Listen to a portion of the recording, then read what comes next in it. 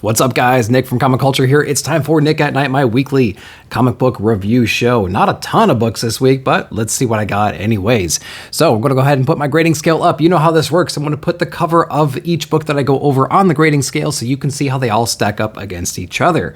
With that out of the way, let's get into the big two as we always do, starting with Peacemaker Tries Hard, Kyle Stark's issue number, 4? All of a sudden here, very, very humorous book, very much in the vein of Peacemaker that we all know and love. And this book was a lot of the same. There's a lot of cool bits in here between Peacemaker and some older villains that have come out of retirement to team up with him to, rescue little Bruce Wayne, which is Peacemaker's little dog. There's a lot of cool little bits around the name and him fooling Amanda Waller, things like that, but they're actually going behind enemy lines, going down, trying to infiltrate this secretive base, and they're running into all kinds of resistance, and it's just a funny, hysterical book. It's a book that I like to read in between some heavier material because of the amount of levity and just the funness of it. So totally love Peacemaker Tries Hard. If you haven't checked this one out, if you like the show, if you liked Peacemaker inside of the DCU show movies that have come out recently, make sure to check out book number 4. Check out the whole series. Kyle Stark's doing a great job on that, and I just had a blast with it. Next book we're going to get into from DC was City Boy, issue number 3 from Greg Peck. Now, this was a series that I was interested in because we had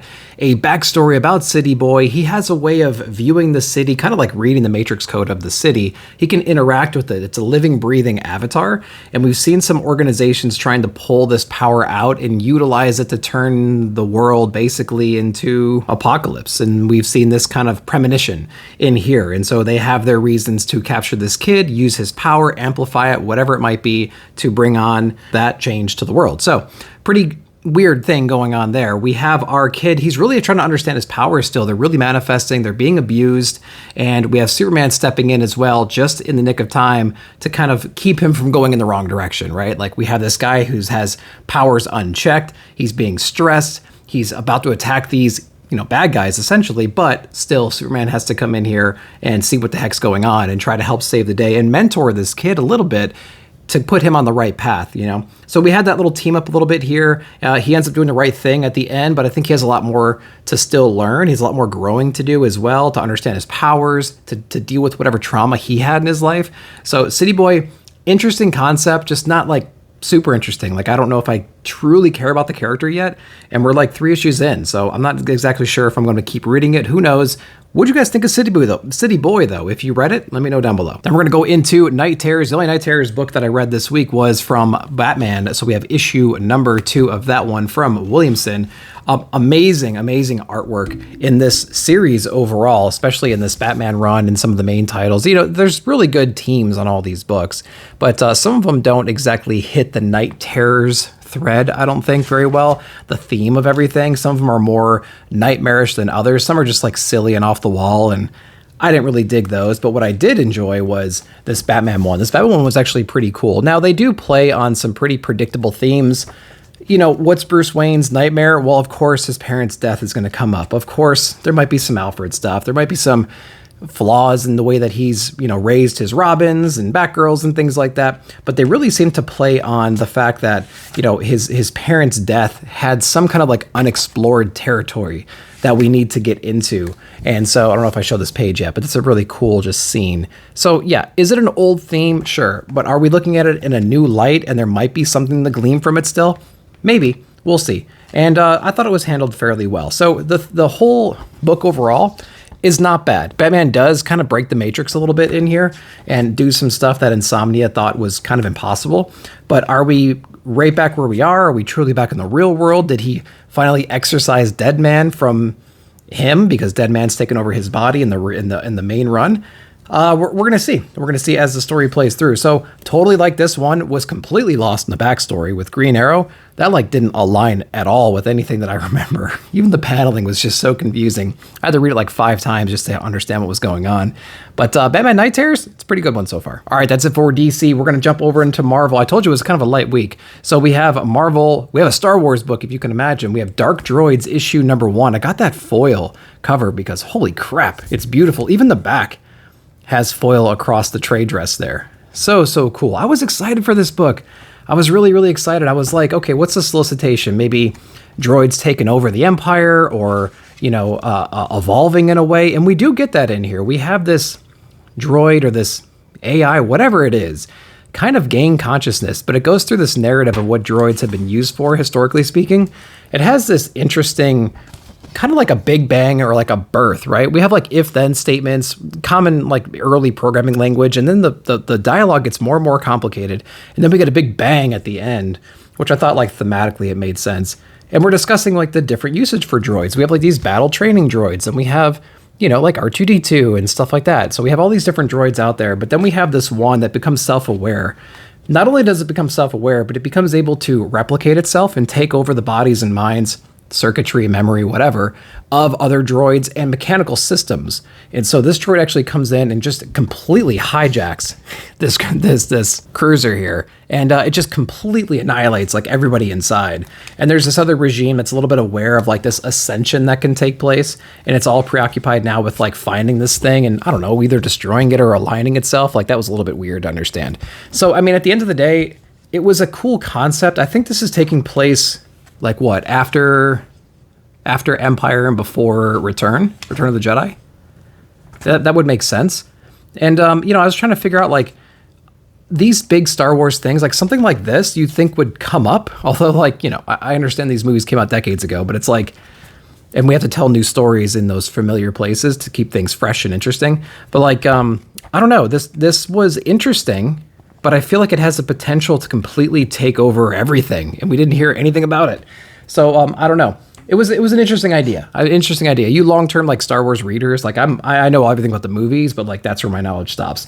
If you're into this theme, let me know, and let me know if they've done something like it in the past. All right, continuing over in Marvel, we got this awesome Jim Lee homage cover, X-Men issue number 25. We're coming out of the Fall of X, which was an insane gala last week. Holy crap. I think it shocked everybody about like how monumental and how large that event ended up being.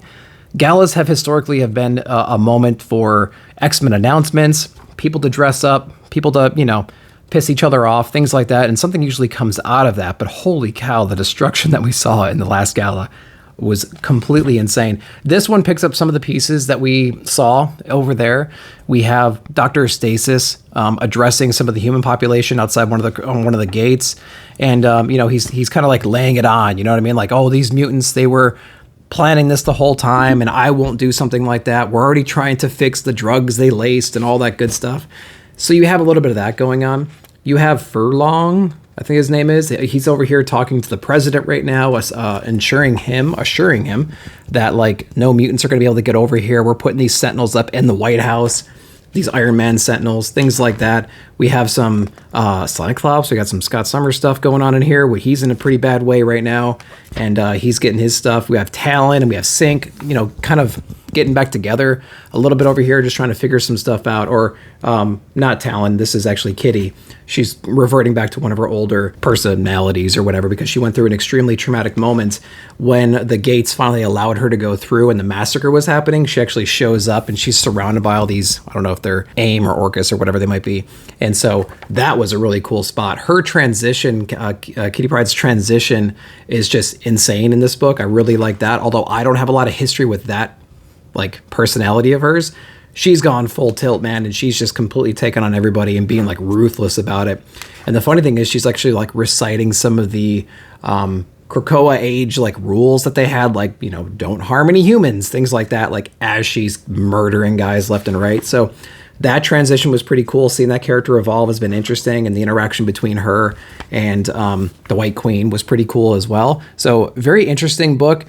Is it an essential read coming out of that book? Probably not, but it gives you more context about what people are doing immediately after that event. So if you're really excited about the event, maybe pick it up and see what else is going on. There's going to be some other X-Men books. Iceman had one. I need to read that one still. I don't know where they could possibly take that. But anyways, I'm at least interested to hear what people say. Did you read this? And what'd you guys think? So that's it for Marvel. We're going to jump into a few indie books. We have TMNT, Last Ronin, Lost Years. We have the Kevin Eastman cover, issue number 5. Pretty cool series so far. This is obviously a continuation of where we are. We have our lone turtle who's living with the ghost of his brothers right now on this mission to take on this very powerful leader of this like menace in the world, right? This like ultimate leader, very trained leader as well. So he finds himself in a position where it's basically like a 2-man enter, 1-man leave kind of a tournament, kind of a dome, right? He gets into like a society with like a Thunderdome kind of a thing in it. He represents the mutant side.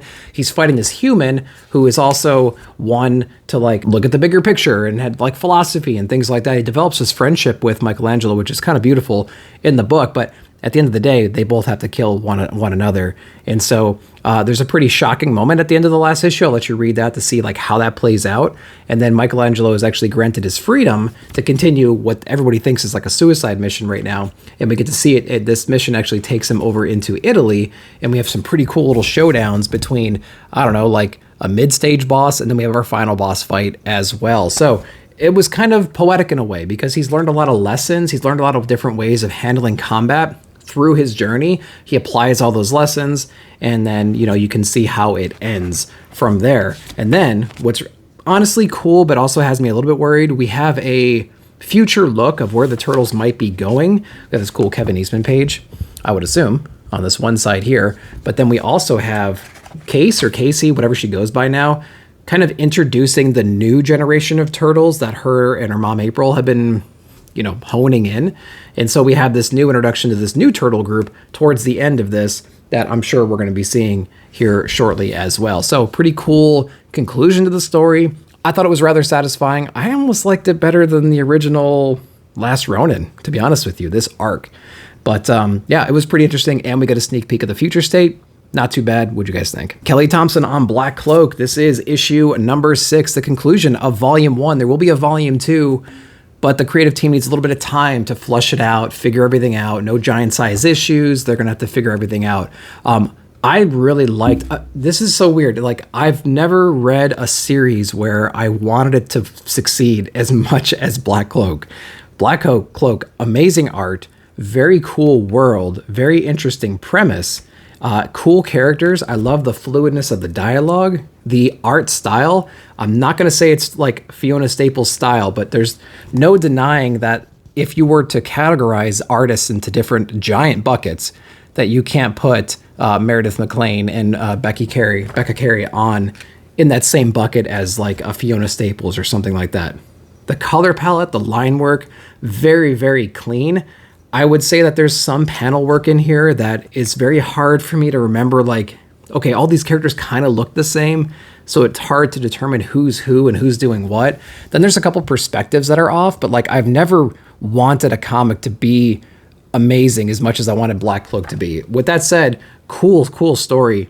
Did everything make sense? Yeah, pretty much. Everything aligned really well. Very cool detective story. If you're into detective stuff and you want like a sci-fi fantasy, very, very cool. Good execution. Overall story was okay, but it certainly had its moments, and I had a good time overall reading the story.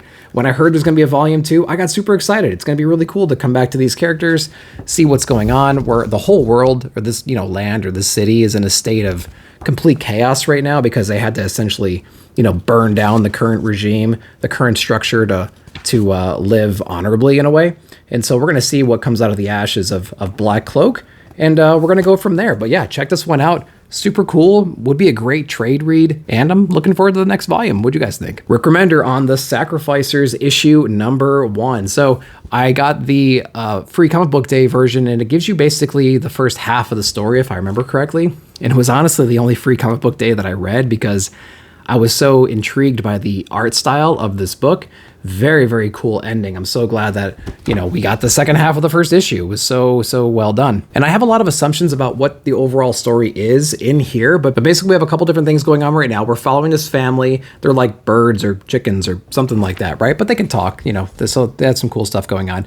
And then we also have these gods living literally in the sun above them, and there's a pantheon and there's a whole thing going on. So right now the world is, we have this planet and we have the elements in a way, the sun rather, and they have their own drama that gods have, mistresses, things like that, family structures, old as time itself, things like that. But we also have this very grounded, very rooted thing going on where we have to make these annual sacrifices. And there's this group of people that go to presumably door to door, requesting a sacrifice, and the sacrifice is one of your children.